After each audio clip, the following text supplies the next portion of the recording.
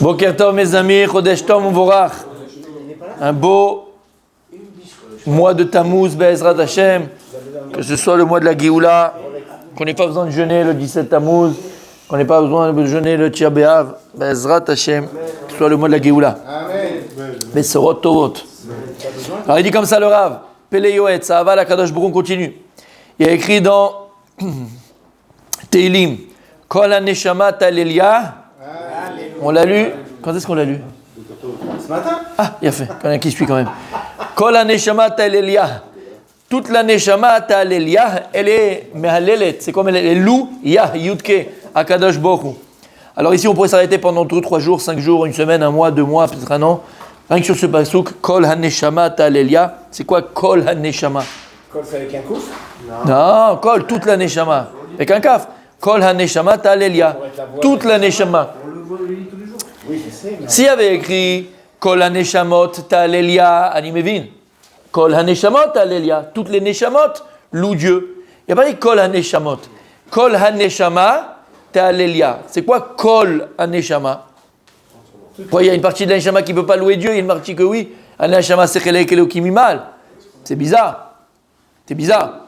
Kol HaNeshama. Après on dit Talelia. Pourquoi on dit Talelia? Yudke. Yudke c'est un des noms de Dieu. On dit Tehalel Hashem. Yudke Vavke.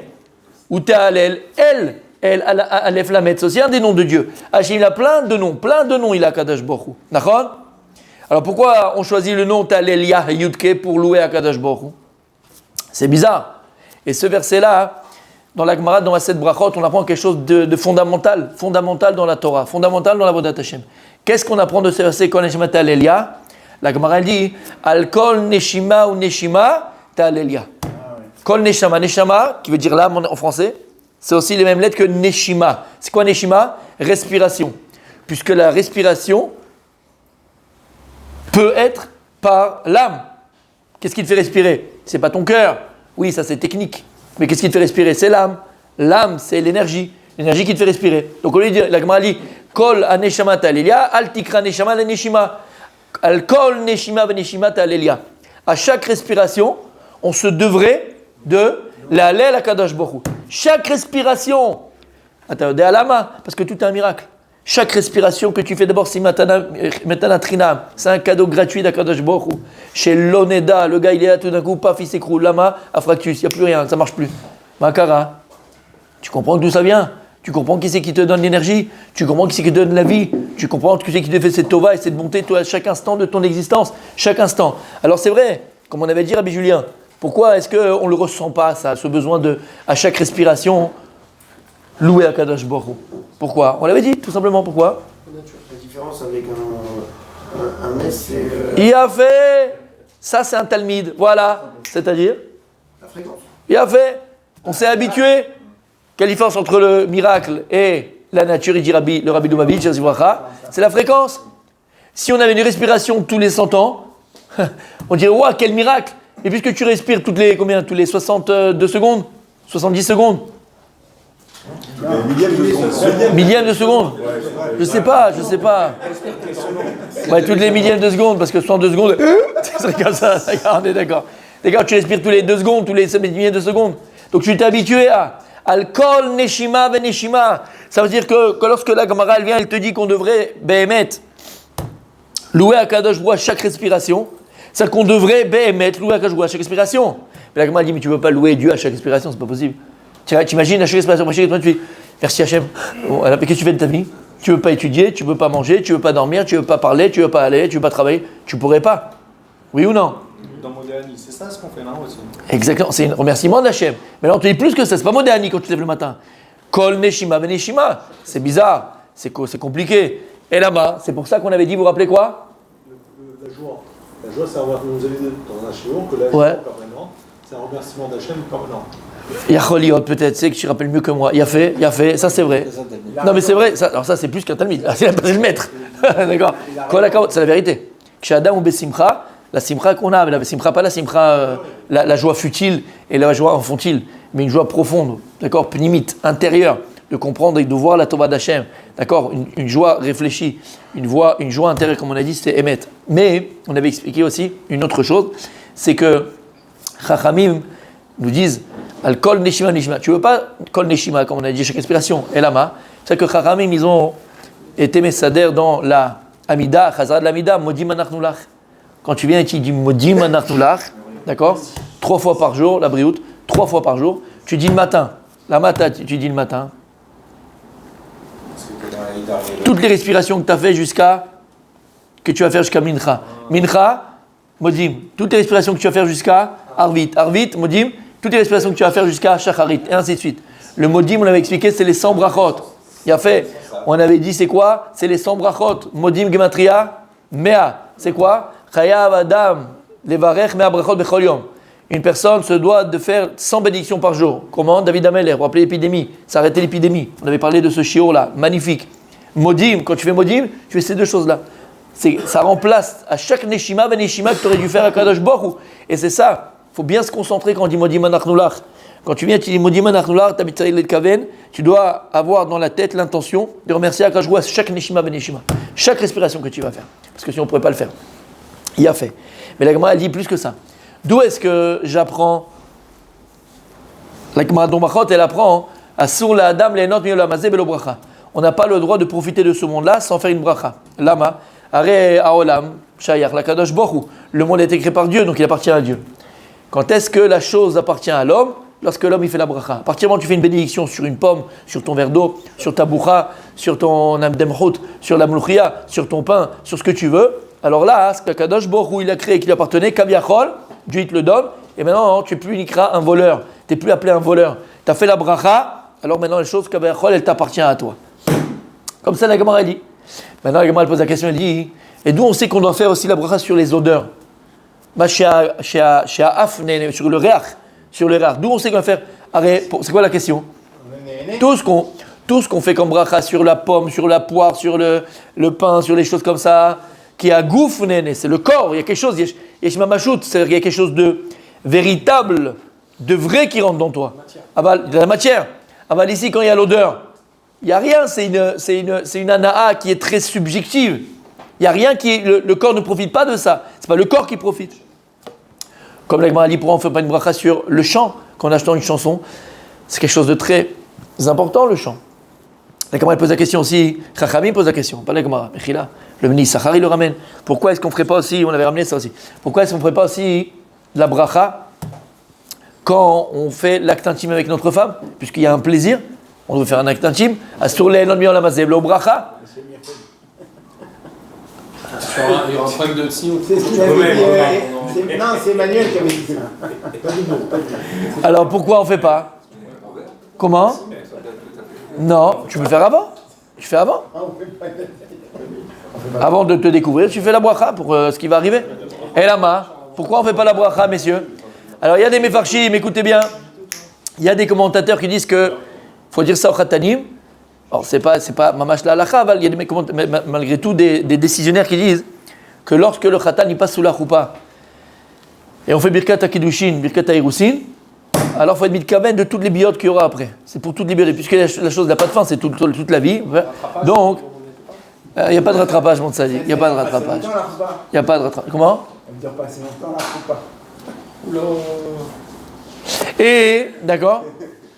Et ça, c'est une des idées, un des commentaires. Un autre commentaire, il dit non, puisque tout ce qu'on fait sur une bracha. Donc, quand est-ce qu'on fait une bracha? Quand est-ce qu'on fait une bracha sur quelque chose qui est fini? Quand quelque chose qui est fini. C'est-à-dire, tu as mangé une pomme, la pomme, il y a une faim. Tu vas manger, il y a une faim au repas, d'accord? C'est pas que tu. Ici, en la davar sof. On ne peut pas savoir combien de temps ça va durer, combien de temps tu peux le faire, combien de temps tu vas le faire, combien de temps. En la davar sof. Bon, pour les meilleurs, appelez-nous, on a un numéro vert. Mais en tout cas, d'accord? En la davar sof. Ça, c'est une des réponses aussi. On fait uniquement la bracha sur quelque chose qui est katsouv, quelque chose qui est fini. Une autre réponse, il y en a qui disent que on ne fait pas de bracha sur quelque chose où meurav bo yetzerara.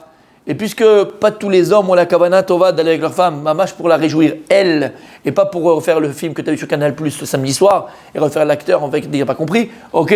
Alors que tu fais l'animal, manimal. Alors là, puisqu'il y a un peu de yetzara, où il y a des fois beaucoup de yetzara, on ne fait pas une bracha où il y a yetzara, c'est pas ça fait pour ça. Et comme lo kol echad yeshlo et kavana tova, de faire mamash pour réjouir la femme, même si tu auras un plaisir, c'est pas de problème, tu dois avoir un plaisir. Aval, la mitzvah, c'est pas pour toi, c'est pour ta femme que tu le fais. qui peut prétendre ici, d'accord, dire qu'à 100% il est fait pour sa femme? C'est compliqué. En tout cas, voilà pourquoi.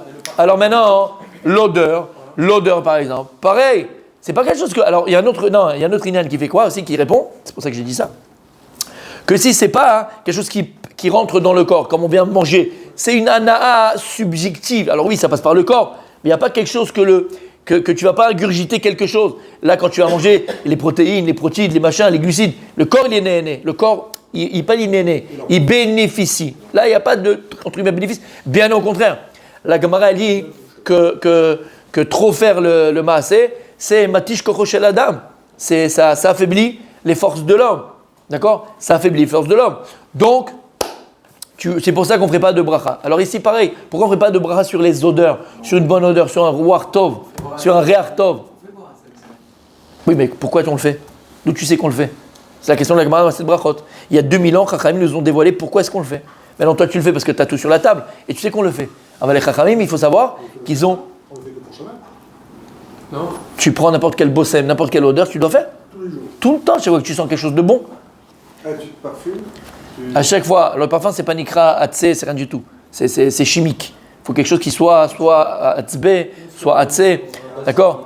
Si c'est maintenant quelque chose qui est, on dit miné bessamim, une sorte de. D'accord? Si c'est un péri, on dit noten re'artov la perot. Il y a plusieurs brachot, on les avait fait, on l'avait vu dans la brachot. Alors, pourquoi miné, comme titier gros miné? Non, tu ne sais pas, mais tu sais que dans chaque. Pour les trocs, par exemple, je ne sais pas s'ils sont ou s'ils sont pas. Ils sentent en général les trocs, oui. Et si l'odeur Jamais, aussi, jamais senti des trocs qui sont pas. Et si l'odeur, elle ne plaît pas. Comment? Tu fais pas, c'est le là, tu fais pas. Badaï. Alors pourquoi est-ce qu'on fait, la Gemara dit, pourquoi est-ce qu'on fait la bracha sur une odeur? Alors le corps n'est pas néné. Et la Gemara de répondre, Kol aneshama ta'alelia, alléluia, ce verset-là de Tim Lama, ezeu davar sha'aneshama ne'enet mimeno, c'est quoi la chose que la lame profite et pas le corps? C'est le reach, c'est l'odeur. C'est pour ça, mes amis, on a fait un cours il y a longtemps, je ne sais pas si vous vous rappelez, c'est pour ça. Vous avez cité la musique, pas par hasard. Nachon. On ne fait pas sur la musique non plus, parce qu'il n'y a pas de kitzba. Là, il y a une kitzba, tu as une fin, tu as ton truc, tu l'arrêtes, tu prends, tu arrêtes. Il y a une fin. La musique aussi, il n'y a pas de fin. Tu peux écouter. Alors, écoutez bien. Kol aneshama ta'alelia leluka. On voit que l'aneshama, sur quoi elle profite, de quoi elle a une anaa? De l'odeur, du reach. C'est pour ça, mes amis, que vous savez que le mois de Hadar, chaque mois de l'année, Kadosh Baruch Hu, il a créé un sens. Il a créé un sens dans l'homme. Il a créé un... Tu te rappelles, on avait vu ça? Par rapport aux 12 mois de l'année, il a créé un organe de l'homme, il a aussi créé un sens dans l'homme. Et le mois de Hadar, c'est le mois où Kadosh Baruch Hu, il a créé le Reach. Kadosh Baruch Hu, il a créé l'odeur. Et qu'est-ce qu'il y a de particulier dans le Reach? Qu'est-ce qu'il y a de particulier dans le Reach? Le sens de l'odorat. Mais si on réfléchit bien, il dit le Harizal, le Issachar, il le ramène, c'est en fait l'arme du Mashiach. Et c'est pour ça que c'est la Neshama. L'odorat, c'est l'âme. L'âme, parce que ça sera l'arme du Mashiach. Le Mashiach, comment il va faire la guerre? Comment il va connaître les gens et faire la guerre? Rucho. Exactement. Uniquement avec l'odorat. Et pourquoi? Pourquoi est-ce que l'odorat, c'est directement lié à la Neshama?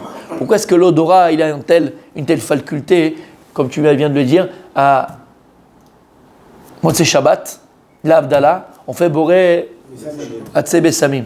Lama, parce qu'on sait que pendant Shabbat, on a une Neshama Yetera, on a une deuxième Neshama. Motzei Shabbat, cette deuxième Neshama, elle s'en va. Et donc, normalement, le corps, l'homme, il est déstabilisé. Il y a un manque d'énergie. Il y a un bamash, un manque d'énergie. Alors quand quelqu'un tombe dans les pommes, qu'est-ce qu'on lui fait? On lui fait sentir toujours une odeur très très forte. Pourquoi? Ça le remet ça le ravive. D'accord ou pas? Il y a fait méod. Le Mashiach Hashem, son corps, ça sera avec le reach, avec l'odorat. Il connaîtra chaque an. Il sera qui tu es. Bidou qui tu es, ce que tu as fait, comment tu t'appelles, à quelle heure, à quel âge. Et il fera la guerre avec l'odorat. Pourquoi? Pourquoi est-ce que l'odorat, il a une telle faculté? Et d'ailleurs, je mets une petite parenthèse dans la grande parenthèse. Regarde la puissance de l'odorat. Des fois, tu passes dans un endroit et tu sens une odeur, et cette odeur, elle te ramène à des souvenirs quand tu étais petit. Mais tu replonges dedans complètement. Tu as tout de suite, tu vois l'image de ta grand-mère devant. Tu as ta grand-mère devant toi. elle préparait des petits gâteaux au beurre, d'accord? Tu as cette odeur qui revient, tu revis la chose. C'est-à-dire l'impact d'une odeur est beaucoup plus grand que n'importe quel autre impact dans les sens que l'on a. L'odorat, c'est un impact très, très, très, très important. C'est pour ça qu'on comprend maintenant pourquoi l'odorat. Pourquoi l'odorat? Lorsque Adam Rishon il a fauté, il a écouté le Nachash, il a écouté le serpent, Adam et Chava, ils ont fauté avec tous leurs sens. Ils ont vu le fruit, ils ont touché le fruit, ils ont mangé le fruit, ils ont écouté pas du tout. Ils ont écouté le serpent, mais ils n'ont pas senti le fruit. Ils n'ont pas senti le fruit. Dans la Torah, il n'y a pas écrit. Dans la Torah, il y a écrit, ils ont vu, ils ont touché, ils ont écouté le serpent, ils ont mangé, mais il n'y a pas écrit, ils ont senti. Et il dit le Harizal, il avait peut-être une norme, mais ils n'ont pas senti. Il a dit le Harizal, il dit le Harizal, c'est pour ça que le seul sens qui a été protégé jusqu'à aujourd'hui, de la faute d'Adam Rishon, c'est l'odorat. Et c'est ça que l'odorat, il a mamash une puissance très, très, très, très, très forte en l'homme. Shamata, il a fait. Alors, mais écoutez bien, comment? Bah, tu verras sur YouTube. Kol Neshama d'Alelia. Je rigole, mon sadique. Qu'est-ce que tu avais écouté, mon sadique? Je rigole. Non, pourquoi il a été protégé ces seuls sons? Parce qu'on a dit que Adam Rishon, la Torah, lorsqu'elle te parle de la faute d'Adam Rishon, elle te parle que va terrer Aïcha, elle a vu le fruit. Il y a écrit qu'elle a touché le fruit. Il y a écrit qu'ils ont mangé le fruit. Il y a écrit qu'ils ont écouté le serpent. Mais il n'y a pas écrit qu'ils ont senti. Et il dit le Harizal, de là on apprend que l'odorat n'a pas été, le sens qui s'appelle l'odorat n'a pas été abîmé par la faute d'Adam Rishon. C'est pour ça que c'est la chose jusqu'à aujourd'hui qui est la plus importante. Et c'est le sens d'ailleurs que chacun de nous peut le plus développer. C'est bien facile. On peut développer tous les sens. L'odorat, c'est quelque chose que vraiment on peut vraiment développer. Et dans le sens de Gdusha. C'est-à-dire que c'est le seul sens qui ne peut pas être abîmé, mamash, par les choses extérieures qui sont de la touma et tout cela. Faire attention, il faut le protéger. Le moins, parce qu'il n'a pas été touché. Donc, pour revenir à nos histoires, regardez rien que ce verset-là de Télim, Kol HaNeshama Talelia, tout ce qu'on a pu apprendre en même pas un quart d'heure, 17 minutes. Sachez que c'est rien, c'est une goutte dans l'océan. Tout est écrit ici, Kol HaNeshama Talelia. On a posé deux questions. Pourquoi est-ce qu'il y a écrit Kol HaNeshama? On a dû dire quoi? Kol HaNeshama Talelia, c'est pas Kol HaNeshama. Quoi, j'ai une partie oui, une partie non, l'Haneshama, c'est bizarre. Et pourquoi on utilise après aussi Kol HaNeshama Talelia, Yudke, le nom de Dieu qui est Yudhe, et pas un autre nom de Dieu? Il y a plein de noms de Dieu pour dire qu'on loue Yudke. Il y a d'autres noms de Dieu. Alors, Bezrat Hashem, la suite demain. Non.